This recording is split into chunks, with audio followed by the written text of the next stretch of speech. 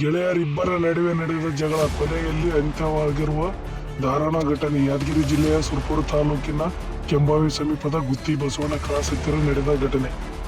ಕೊಲೆಯಾದ ವ್ಯಕ್ತಿಯ ಹೆಸರು ಬಸನಗೌಡ, 30 ವರ್ಷದವ ಎಂದು ಗುರುತಿಸಲಾಗಿದೆ. ಕೊಲೆಯಾದ ಯುವಕ ಹಾಗೂ ಕೃತ್ಯವೆಸಗಿದ ಆರೋಪಿ ಇಬ್ಬರು ಟಿಪ್ಪರ್ ಡ್ರೈವರ್ ಆಗಿ ಒಟ್ಟಿಗೆ ಕೆಲಸ ಮಾಡುತ್ತಿದ್ದರು. ಕೆಲಸದ ವಿಚಾರಕ್ಕೆ ಸಂಬಂಧಿಸಿದಂತೆ ಇಬ್ಬರ ನಡುವೆ ಮೊದಲೇ ಭಿನ್ನಾಭಿಪ್ರಾಯವಿತ್ತು ಎನ್ನಲಾಗಿದೆ. ಕುಡಿತದ ಮತ್ತಿನಲ್ಲಿದ್ದಾಗ ಇದೇ ವಿಚಾರಕ್ಕಾಗಿ ಗೆಳೆಯರಿಬ್ಬರ ಮಧ್ಯೆ ತೀವ್ರ ಗಲಾಟೆ ನಡೆದಿದ್ದು, ಅದು ವಿಕೋಪಕ್ಕೆ ತಿರುಗಿ ಕೊಲೆಯಲ್ಲಿ ಅಂತ್ಯವಾಗಿದೆ.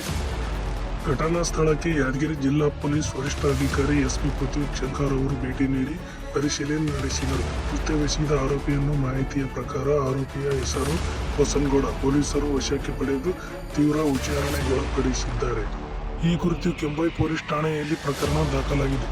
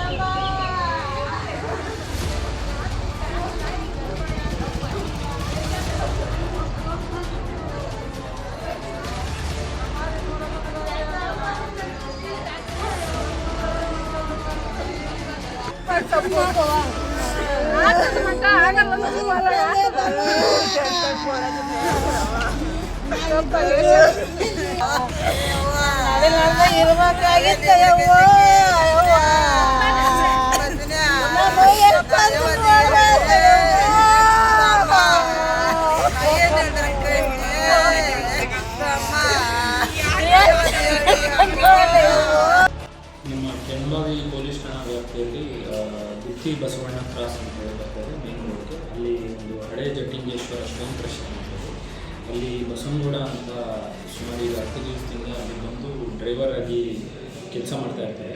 ಸೊ ನಿನ್ನೆ ರಾತ್ರಿ ಅವರು ಮತ್ತು ಇನ್ನೊಬ್ಬರು ಬಸವನಗೌಡ ಅಂತ ಹೇಳಿ ಇಬ್ಬರ ಮಧ್ಯೆ ಕುಡಿದ ಅಮಲಿನಲ್ಲಿ ಒಂದು ವಾಗ್ವಾದ ಶುರುವಾಗಿ ಅವರು ತಳ್ಳಾಕಿ ಮತ್ತು ಕಾಲಿನಲ್ಲಿ ಒಗ್ಗಿರ್ತಾರೆ.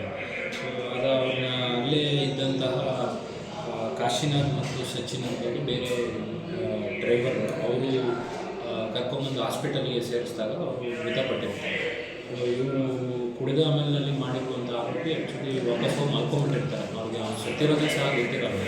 ಸೊ ಆಮೇಲೆ ನಮ್ಮ MLC ಬಂದಿದ್ದು ನಮ್ಮ ಪೊಲೀಸ್ ಠಾಣೆ PSI ಅಮ್ಮೋಜ್ ಅವರು ಅದನ್ನು ವಿಚಾರಣೆ ಮಾಡಿ ಮತ್ತು ಈ ಥರ ಒಂದು ಜಗಳದಿಂದ ಆಗಿರೋದು ಅಂತ ಗೊತ್ತಾಗಿರೋದ್ರಿಂದ ಅವರು ಆರೋಪಿನ ಕರ್ಕೊಂಬಂದು ವಿಚಾರಿಸಿದಾಗ ಅವರು ಹೌದು ಈ ಥರ ಜಗಳ ಆಗಿದೆ ಅಂತೇಳಿ ಕುಡಿದ ಆಮೇಲೆ ನಡೆದಿರೋದ್ರ ಬಗ್ಗೆ ಈಗ ಖಾತ್ರಿ ಆಗಿರುತ್ತೆ.